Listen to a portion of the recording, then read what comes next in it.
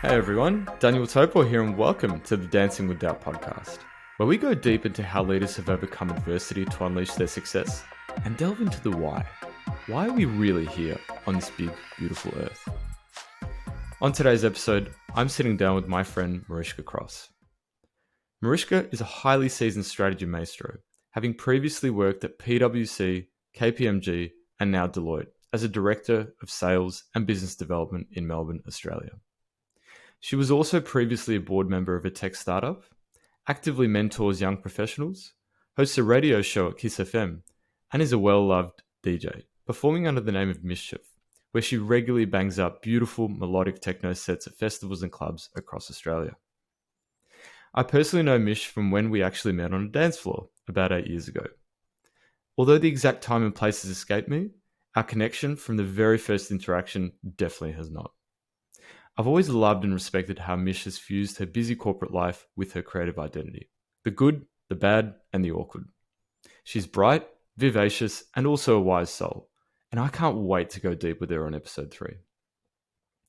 In this episode, we delve into topics such as integrating your business identity with your creative self, finding the courage to stand out and live life true to your passions, and celebrating excellency and not settling for mediocrity. So for me, this is a really deep dive into managing the dance between all those beautiful and diverse elements that make up our true, authentic selves. From the bottom of my heart, thank you for lending me your ears wherever in the world you are. I hope you find this episode entertaining, insightful, and stimulating. Season 1, Episode 3, let's roll. Mish, welcome to the show. Thank you very much for having me, Dan, and thank you for such a warm introduction.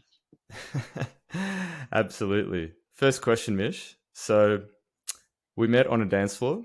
You're on the Dancing with Doubt podcast. I know, what are the chances?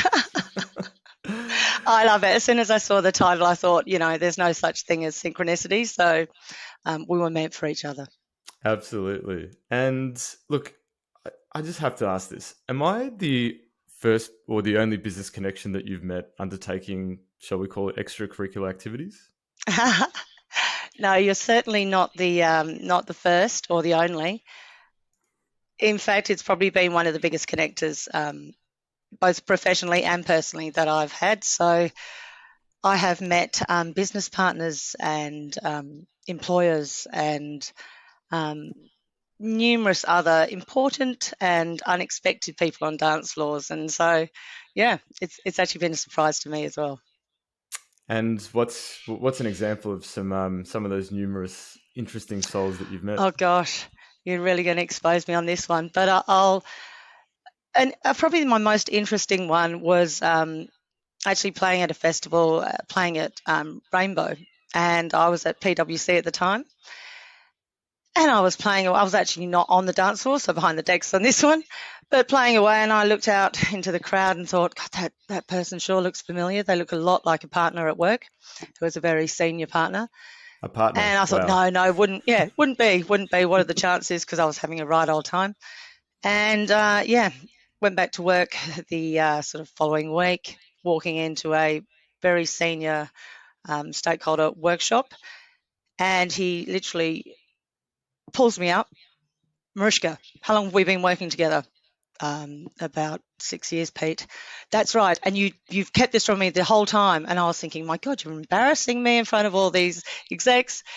And I went, sorry, Pete, what? And he goes, that was you at Rainbow, wasn't it? And I went, oh my God. And I just couldn't believe that someone of that seniority, who I have so much respect for, was actually the person I saw, didn't hold it against me. We all had a chuckle because the rest of them thought that DJ meant David Jones. But he was probably my best example of realizing, look, we're all human and we all like our own thing, and music is a pretty common one. Wow. And for those listeners that are not familiar, when Marishka refers to Rainbow Serpent, it's probably one of the larger electronic music festivals here in Australia. What is it, about 25,000 people? Yeah, so it's the last big count deal in the up scene. There, yeah. Yeah. Well, good on you for performing at such a festival. I mean, I'm really, really interested to actually unpack further how you have managed to to balance this lifestyle of yours? You know, obviously working in a Mm. top tier accounting firm, and actually all of them really, along with performing at pretty big festivals. Can you help us unpack that a little bit more? Yeah, look, it's not something that was on my, um, if you like, career goals. So this was unplanned and hence was very much in the moment. So I never expected to be DJing. I did it because I thought I'd just have a go at a couple of lessons, and I wasn't really sure where I'd end up in a career-wise either. So how do I keep the balance? Well, I'm a pretty high energy person anyway, and I think if you're doing something you love on both counts, your energy's not being sapped from either. In fact, I get my energy from a dance floor. So I'm better off at the office if I've had my fix of tunes than I am without it. But really, it comes down to making, dare I say it, strategic choices. And that is, you've got a limited amount of time. What do you want to fill it with? So there was a lot of filling it with hours at the office. That's changed quite a lot these days. But instead of watching TV or sometimes going to the gym or doing things that maybe weren't really aligned to music and DJing or literally delivering on my goals, um, I would cut out. So I think it's all about focus and balance and putting some parameters in place. So I don't play Sunday nights. Um, that's something that helps me make sure that I've got the rest and I'm in the right mindset come Monday. And, I don't take office calls, though I have once at Prince, um, sort of after 8 o'clock or when I'm behind the decks. Hmm. Though they have attempted to do a review session while I was at Prince of Wales at about 1 in the morning because it was the only time we could get the US. But, I just think it's setting parameters and really knowing where your time goes and using it. Hmm. And how do you feel that over the course of your career, the sort of attitude towards this balanced lifestyle, towards encouraging, let's call it extracurricular activities or your creative passions, Mm. how do you feel that's changed over the years, or if at God, all? so much, so much. Um, for me personally, it's changed because of my mindset change, which was to accept it and allow it, um, without apology. Though I think that, we've all become more human. Well, not all, but most of us have become more human, and we recognise that people are at their best when they are not needing to wear an additional mask. Whether that is their best because it gives them energy and it's the outlet, or their best because at times they may feel quite exposed or unsure.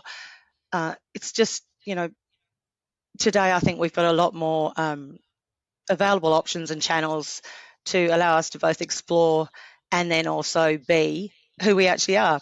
And I tested that probably in my 40s, actually. I was a bit late.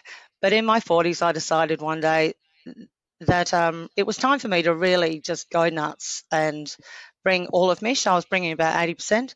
And so I went and got my hair dyed teal blue. I was actually a senior at PwC at the time. No one had blue hair. We had a no red sneaker type policy, just moving into casual Fridays. And I thought, yeah, that should set the cat among the pigeons, as they say. I like to disrupt.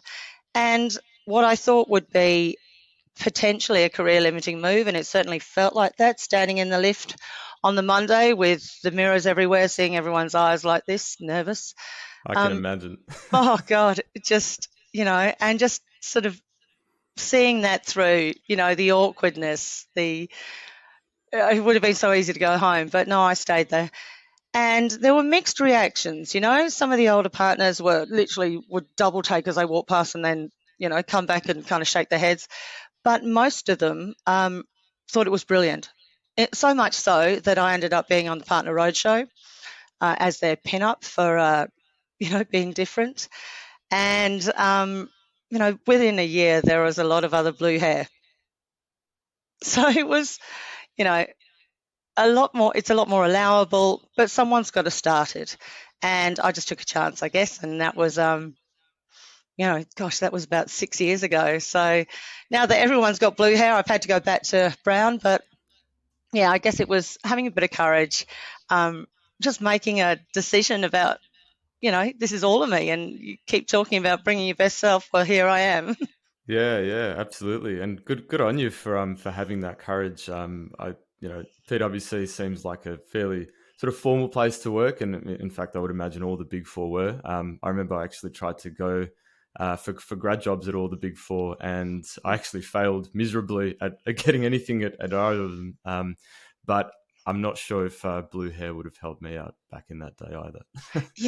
Like, can you imagine? I recall, because I'm a little bit further on in my life experience, I guess, years than yourself. And I recall, you know, really strict policies and expectations around how you would look, how you would speak, what you would and would not discuss. Whilst I believe that a respectful and professional conduct is really important because, that's where you are.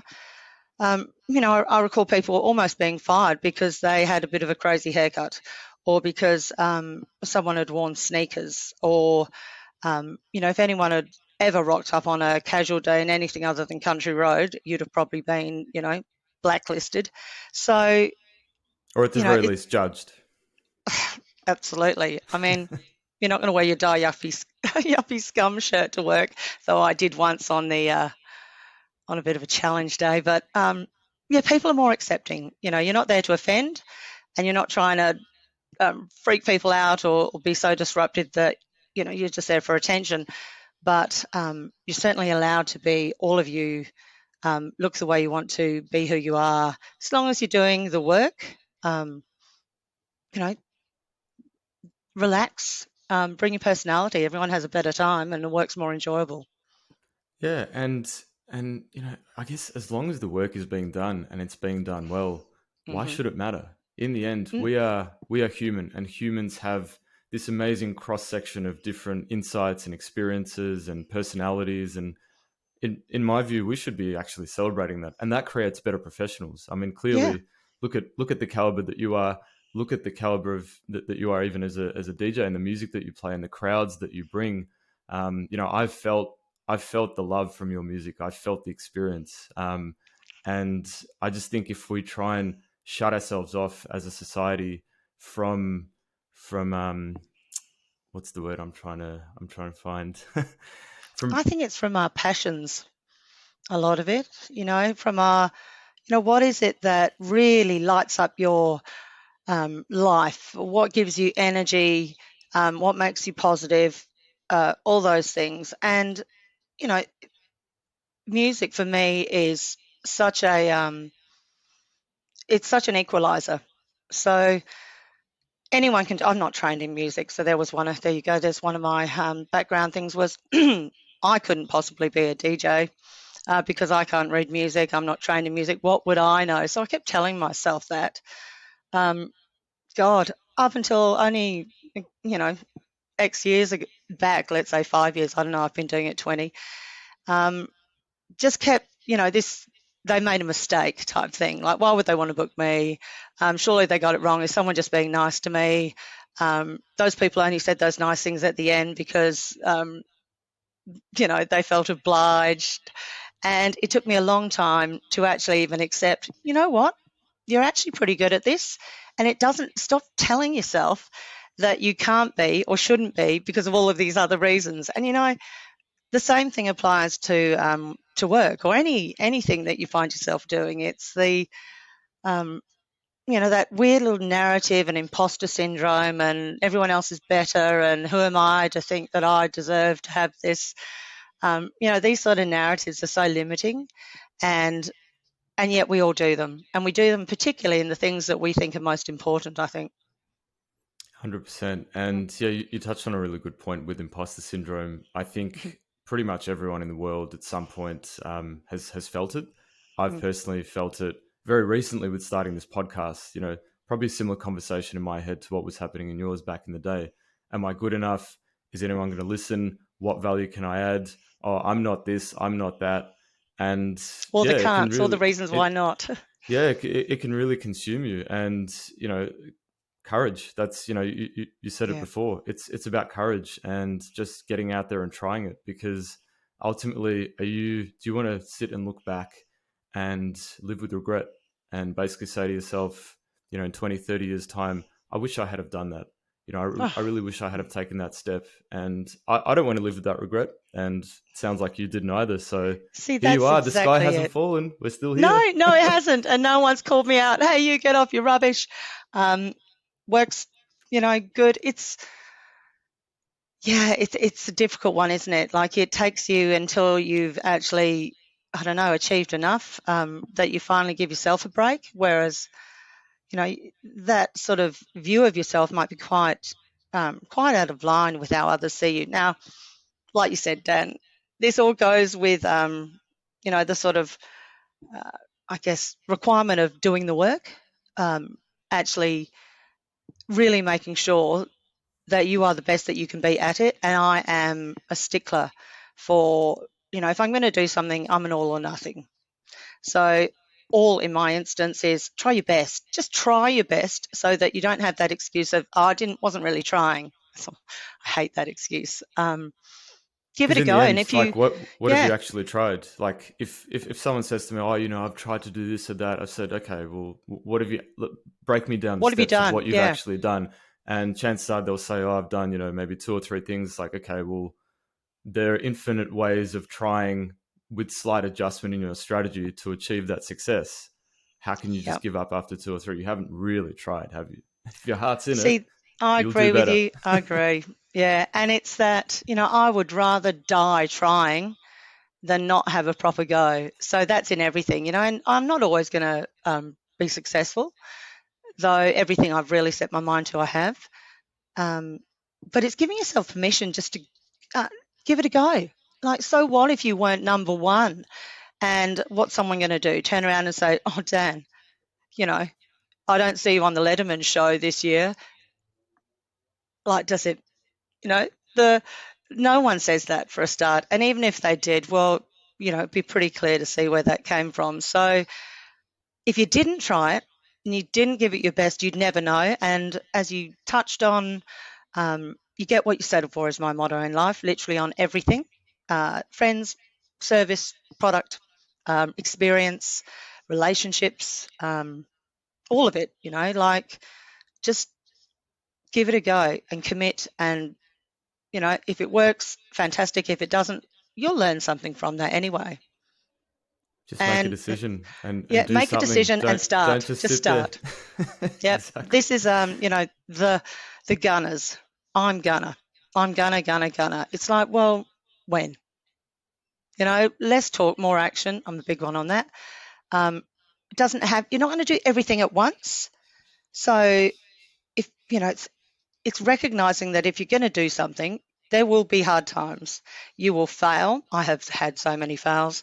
Um, Learning dignity in the face of failure, so that you don't fall apart, is a good one. That's what DJing has certainly helped with that. Well, I messed up a mix in the early days, and I would then bend under the decks and just lose it in that kind of devastating, so embarrassing, and have to You then just get want to up fall there through and the floor, hey? go through. Yeah, but keep going. So it's working through that awkward trial and error learning part. We all make mistakes. We're all human. We are all human. And I guess so many people, and I've been very guilty of this for many years up until late last year when I started this thing.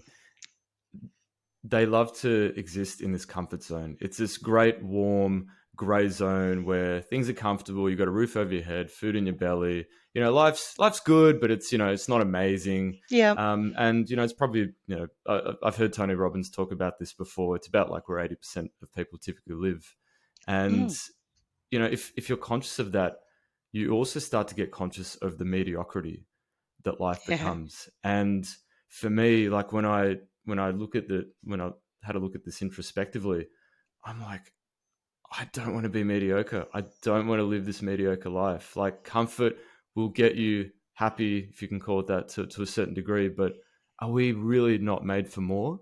And I've seen that. I've seen that come through with you and your music and the stature that you have both in the business world, but also in the musical community in Australia. And Yeah, we're celebrating mediocrity too much as a society, putting too much I emphasis totally on it. agree. Yep. I think it's that whole, things, I guess I'd unpack it and say, um, it's, we avoid anything that's painful, the quick fix, the kind of, I'll give you an example with DJing. Everyone wants to be a DJ, apparently, though I never set out to be one. And, let's look at why you want to be that. So for a start, being honest with yourself about what's actually motivating you and why you're doing it usually helps give your life a bit of direction as to where to focus. So if you're doing it just because you want to be cool or popular or whatever, it's unlikely you're going to do exceptionally well. You might get to a point. So, actually, I guess thinking about what's motivating you, doing the time, learning from your mistakes, it makes for a rich life. And I heard somewhere recently, another podcast. I love podcast formats; they're the quickest way to learn. But I heard somewhere that if you're not doing something that's new and new experiences and learning and fresh, then it feels like your life is or time is actually going much faster than it is. And I thought, oh, that's so interesting. Like normally you would have thought it's just because I'm trying to fit so much in, but it's actually the repetition and the same old kind of patterns every day, no new experience, no scary learning or even delight in achieving. It's just the same old kind of, I'm kind of happy, mediocre, and life just rolls on by very quickly. And you're left with that kind of a bit of a space in your heart, I think. And if you've got Mm. that, I just don't think you can be a happy, productive human. You can't ignore that forever.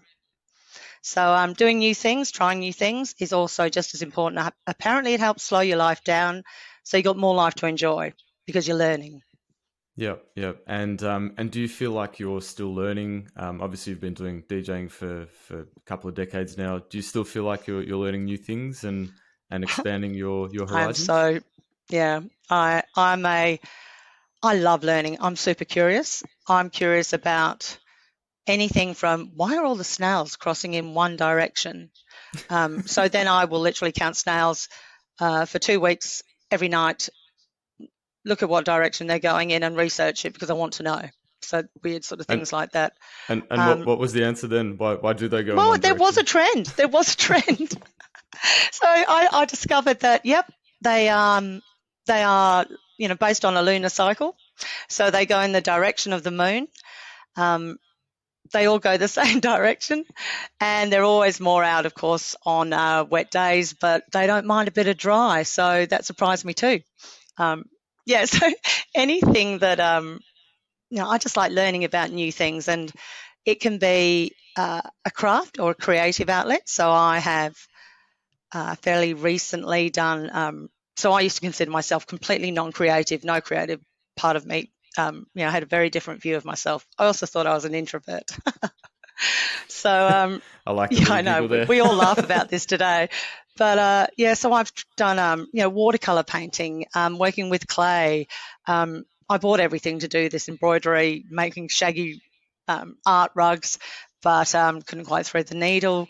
And the same goes for, the other side, I guess, the more, I'll call it work, but work is still creative. The other side is, you work at a firm like Deloitte or PwC or any of the big ones, or pretty much any firm with an internet these days because it's all available. And find myself, I sign up for everything. I sign up for learning how to write better stories and narrative for business. I sign up for negotiation skills. Um, I sign up to learn something about IT and the new kind of tech that's being, you know, deployed in a certain sector, which is I would never have thought I'd be interested in, but I am. So, just having a curiosity in the world and continued learning. And God, I want to learn everything. I mean, literally, I have a list of things that I would like to be doing, from studying history to, yes, production and everything in between.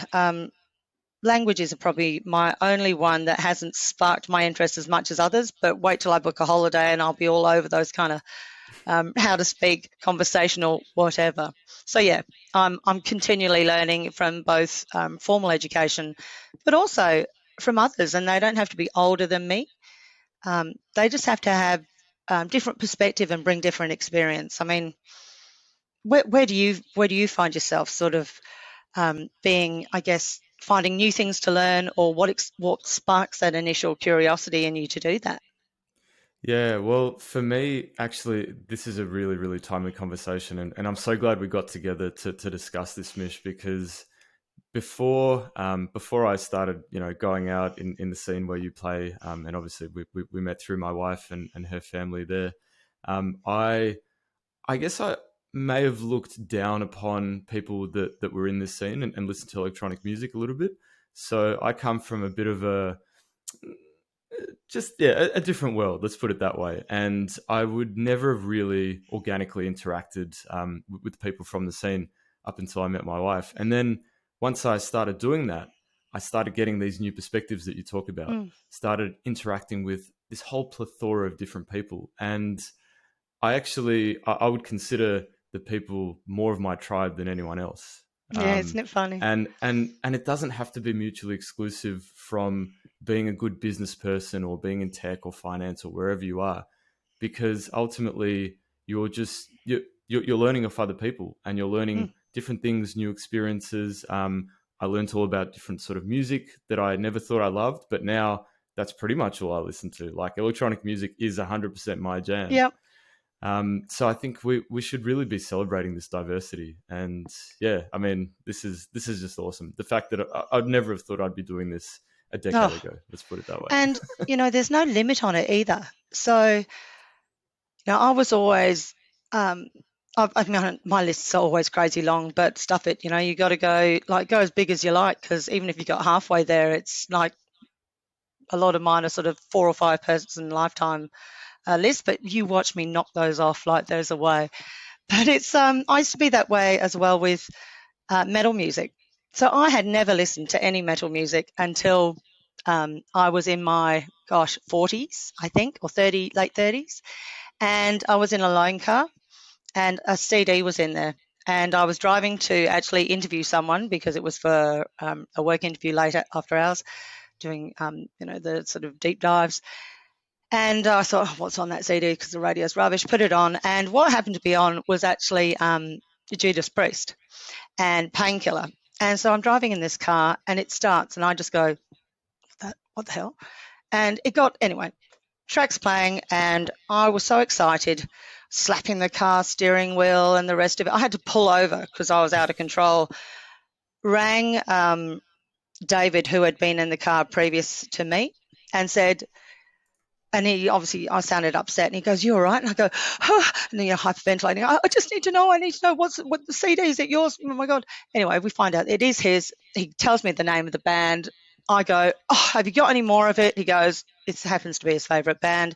He, dare I say it, David, but gets quite emotional because, and I go, "Are you all right?" And he goes, I can't believe my girlfriend loves Judas Priest." And after that, I just went back albums all the way, then ended up following them around Australia when they toured with Ministry. I Wow. was in the mosh pit. I had the best time ever. It was on my bucket list to hear, Painkiller live. And yet before that, I had sort of looked at people with metal T-shirts and long hair, like, probably a bit down my nose, bogans, they'd be all rough, not safe. Every time I've fallen over and in a mosh pit, yes, I've been in mosh pits. Every time I've fallen over, I have been lifted up. I've been lifted up and cared for and looked after. And it's actually one of the safest places where you can actually be so expressive in a way that society might not always be comfortable with. You're bashing into people, charging at strangers you don't know. And that's when I thought, my God, we've got all these ideas in our head about what things are and aren't. And the older you get, the more you might have these kind of unconscious bias, or you get quite fixed in what you think something is, even a place. So when was the last time you went to, I don't know, XYZ? You might have gone there 10 years ago. you just presume it's going to be static and unchanging. Um, Constantly surprised at things move and everything is dynamic, and that goes with people and Mhm. places. So if you had a bad experience once at a Big 4, they've changed. Have another go. Give them another go. Give yourself another go. So it's that whole preconceived ideas about what things are, and until you've actually done it, like my mum said, if you don't, how would you know you don't like it if you haven't tried it? 100%, 100%. And do you feel that sometimes we we tend to just settle for things that we know, and coming back to that notion of comfort zone, just being in Mm. there? Do you feel that we A, do that, and B, you're starting to see a trend, particularly in the business world, of people that are starting to try and expand their horizons and go public with it like you are now? Yeah. Um, yeah, I guess it's easy to do. It's easy to go comfort. And I do think majority of people kind of do that to a point, um, because it's uncomfortable to break a mold. It's uncomfortable to be the different one. Um, you need to be able to stand there knowing that what it is your truth. You need to stand there knowing that what your value is and what's important and all the other things, right? So it's not easy. Like, first time I did public speaking, I was so nervous I could barely get the quiver out my voice. First time I DJ'd, I couldn't get the needle on the damn record because I was shaking so much. Didn't even know how nervous I was about everything. So yeah, it's scary stuff. And you get older, I guess. More You've got more chance to try it when you're younger, but people don't because they think they can't make mistakes. And as you get older, the excuse of, oh, well, I'm too old to do that now, everything's fine. It just is what it is. And I go, bullshit.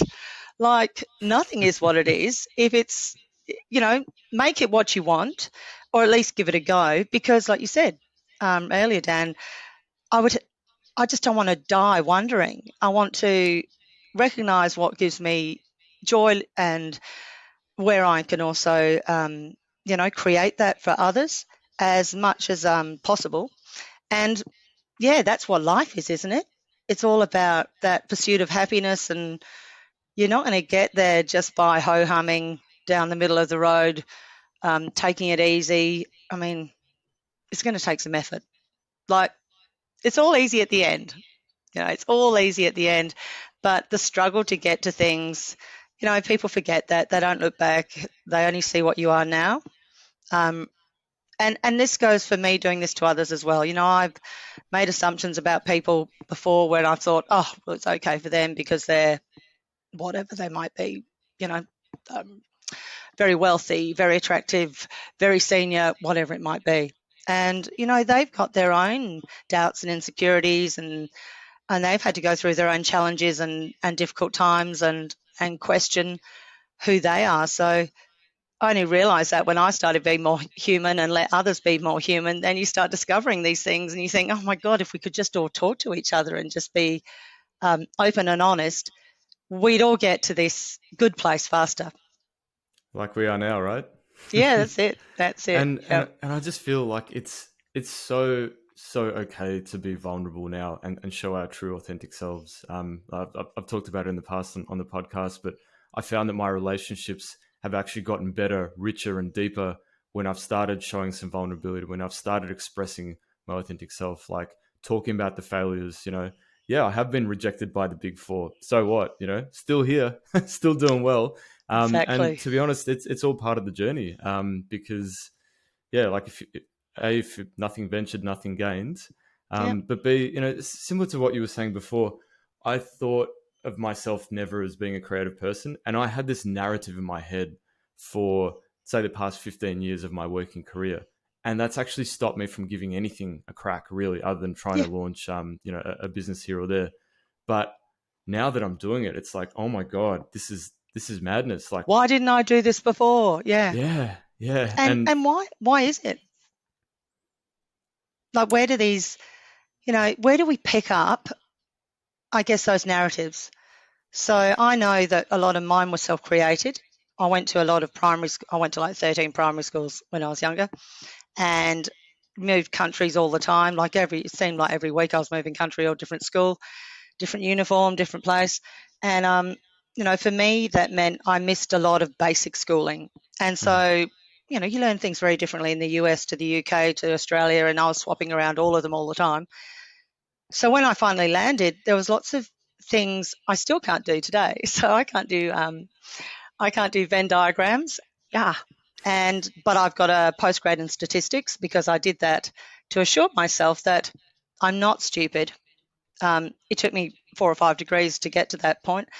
But, it's that what made you come up with that? So for me, it was an art teacher telling me my work wasn't very good, and that was it. I decided I'm not good at art. Not doing well at maths at school, I'm stupid. I can't do things. So it was surprising that I wasn't. In fact, I topped my year when I did the first year of commerce with statistics and calculus, having done nothing since year 9.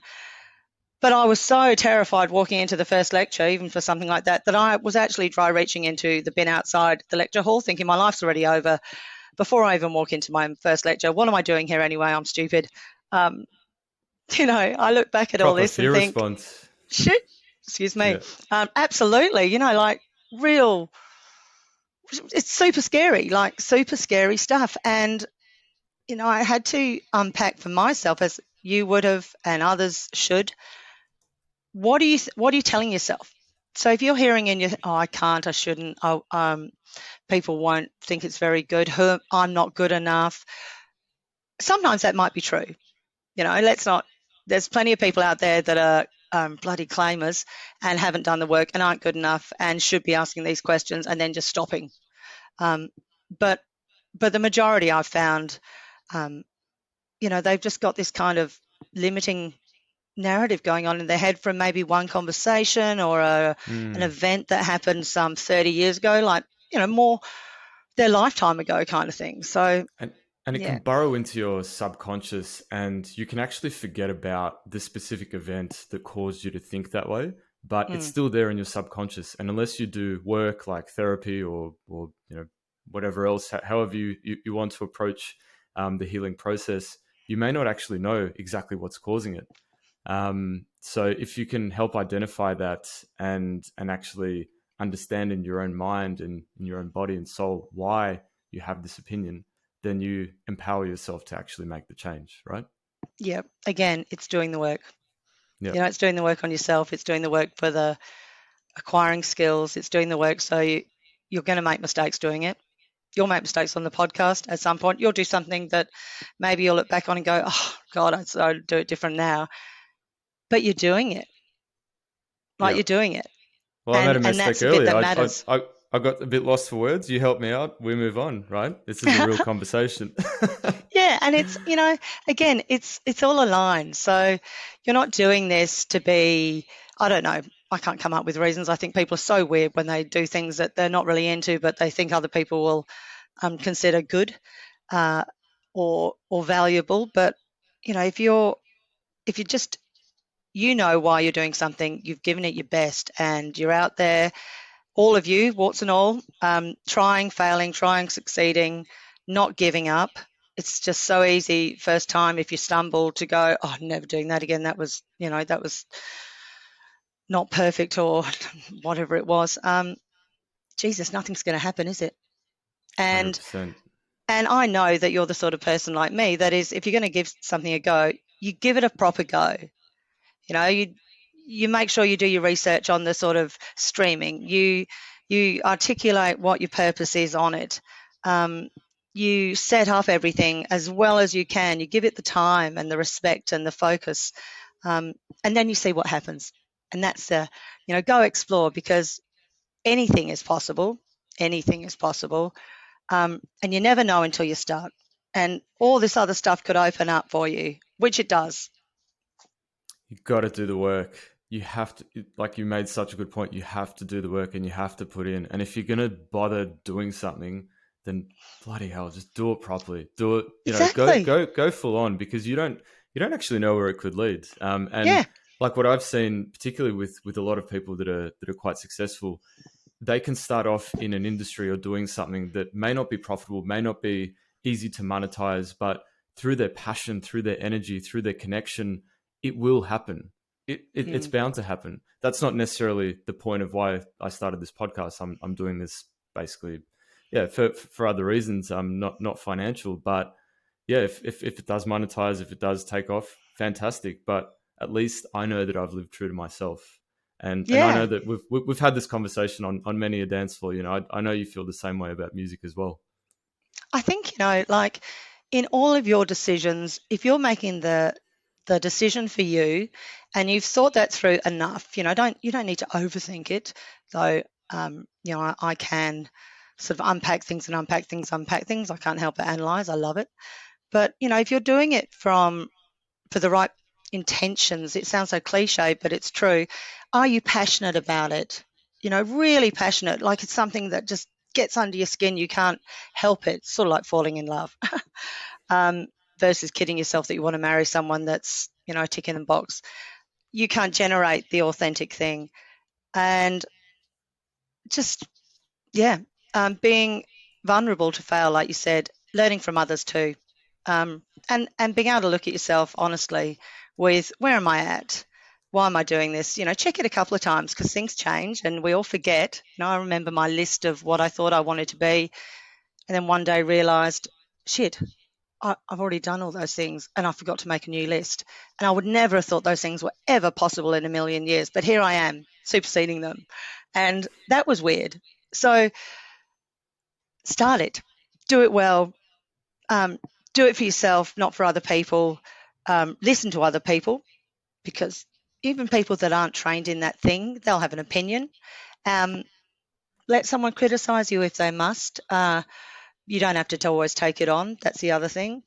And when you see someone else trying, being new things, and they're being courageous and they're having a go and they're trying their best, support them, Mm, and applaud yeah. it when they do really well. I get so overwhelmed when I see someone who's amazing at something. It doesn't matter if it's like those crazy card flicking ninjas that you see that can, flick a business card from across a room and sort of go through all these crazy sort of obstacles and then pop the balloon just on a normal business card. Or if it's, being a surgeon, yes, I'm going to go that broad. But whatever it is, just, throw yourself at it and be your best. Like, just Because you weren't grab born it. a card flicking expert or a surgeon. That No, that's stuff is right. made through practice, trial and error, feedback, loops, Yep. effort. Yeah. Yep. And failing. That's the thing. Mm. I look back and go, and the failing, because no one wants to fail. It's kind of awkward. Um, there's so many times when it would have been easier to walk away because of a unsuccessful um, situation. So the first time I had to network, I was sent to a networking thing. I was at Snap Printing at the time as a marketing coordinator. And my boss goes, okay, there's this networking function. I want you to go down there and network. And I thought, what the hell? What do you do? I don't, what do I, okay, so off I It's go. just a conversation, right? Just conversations, and I'm very naive and in my cheap suit back then. But I rock up and there's, everyone's got the speech happens and then everyone's got their coffees and they're all standing around. And naively, I guess, but good on me, I would approach groups and go, hi, my name's Marishka. First time I've attended one of these events. How'd you find it? Anyway, you would think that would go okay, would have gone okay, just to be brave enough to walk up to strangers. But they were horrendous. Everyone turned their backs on me. They were snobby. They were cliquey. It was like all of your nightmares had happened. So I found myself standing there alone in a room full of pretty much hundreds of people with my coffee, just wishing that the earth would swallow me, thinking maybe I could just leave and say it wasn't very good. But I just stood there. And I kept my dignity and I sipped my tea. And eventually this person came over to me and started talking to me and how did I find it and so on. And have you met anyone? He'd obviously seen a few things, right? And took me around the room to introduce me. And that's when I found out he was actually their keynote speaker. He was the one that everyone was sucking up to, everyone wanted to see. Nice. And he had seen the interactions that I had had, obviously, and had decided upon himself to change that and had taken me around the room. And when he got to the first group who had been just horrendously rude, He just dismissed them. He just dismissed them. And he said to me, it was such a pleasure. Thank you so much for coming, all these things. Went back with all these names. Everything was great. But it made me realise I could have easily just bolted moments after those sort of horrendous things happened. And it was like, what's the worst that's going to happen? Well, that was. I didn't burst into flames, but that was about it. But it ended up sticking it through, had such a great result. And, I was so appreciative as well of someone else being showing kindness and doing something instead of just watching it and commenting. Mm-hmm. Yeah, good leadership, and I guess on your side, that fear of failure also it almost consumed you, but you turned it into something positive. Maybe it was divine intervention, maybe I don't know, maybe it was something else, but I that's a think the really good first part is example the of just decision to stick it out. push through, Yes, this push is through. uncomfortable, but just stick it out. Yeah, well, that's how we learn, right? We don't always learn from the comforting things in life, and when things go well, we learn when things go a bit sideways. At least in my experience, anyway. Yeah, Yeah. it'd be boring if it wasn't, wouldn't it? I mean, surely that the thing when you've worked hard at something, or at least put some effort into something, you take more pride. You feel better about that thing when you finally the end is achieved, or the bake a cake, whatever it is. If you've actually put in, a lot of yourself, your time, your energy, and trials and tribulations, when you get that outcome, because it will be it's a sweeter outcome. Success is sweeter when you've actually earned it, instead of just and being enjoy given the it. journey. Yep. Yeah. So, Mish, if you could go back to your 20-year-old self, what would be the one bit of advice that you could hone in on and give yourself? Oh, look, I would actually say the one bit of advice that I would give myself that I do would be start saving now. You don't need those extra pair of shoes. I mean, I'm a shoe fiend. That would be my advice. But otherwise, it would be I wouldn't want to change my life. So that's for a start. I would probably want the assurance of knowing that when you start something, it doesn't mean it's the end of it. So just because you started, and I ended up doing this myself anyway, but just because you start a degree in law doesn't mean that you're going to be a lawyer and that's it. You might be a lawyer and then you might end up working in I don't know, some sort of volunteering role, using your legal skills. Then you might find yourself doing a different degree or an experience and doing something else. And who knows, down the track, you might end up being a florist. Very different from where you started. So I would say, the world really is your oyster. Back yourself. Know who you are. I spent my time doing that, but it would just be, don't worry. Don't worry. We're all human. Everyone's trying their best. Don't take things personally. The whole, you interpret things, actions, emails, texts. It always comes from your perspective. Don't hold judgment, and appreciate that everyone is actually dealing with things personally themselves. Senior partners are still human. Clients are not clients. They're Marishka or Dan or whoever they are, and they all have things going on. So stop worrying so much would be another one. And otherwise, I'm pretty happy where things have landed, even the painful stuff, because I think I get my greatest learning sometimes from those, the harder times. I don't want too many more, but I've got the best learnings from them. Love it, love it. In your true Marishka self, you've taken one central thing and you've broken it down into sub themes and just given me all them. I love it.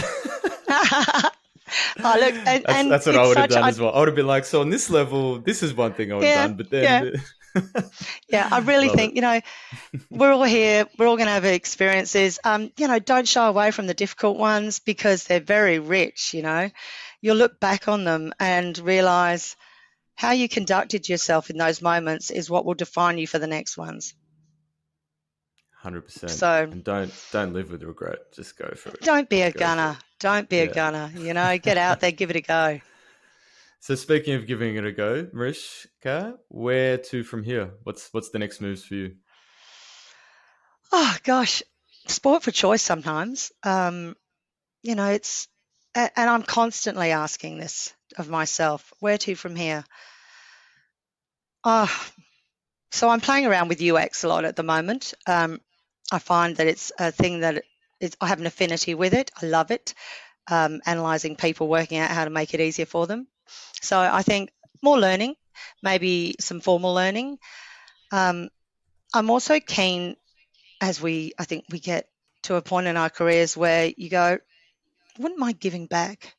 I want to, um, lift someone else up, give them a go, whether that is doing volunteer work just at your local sort of area, um, or it's, I always have a pet project. So that might be a person I see who I think, hmm, you're worth investing some time into. You're Mhm. struggling at the moment.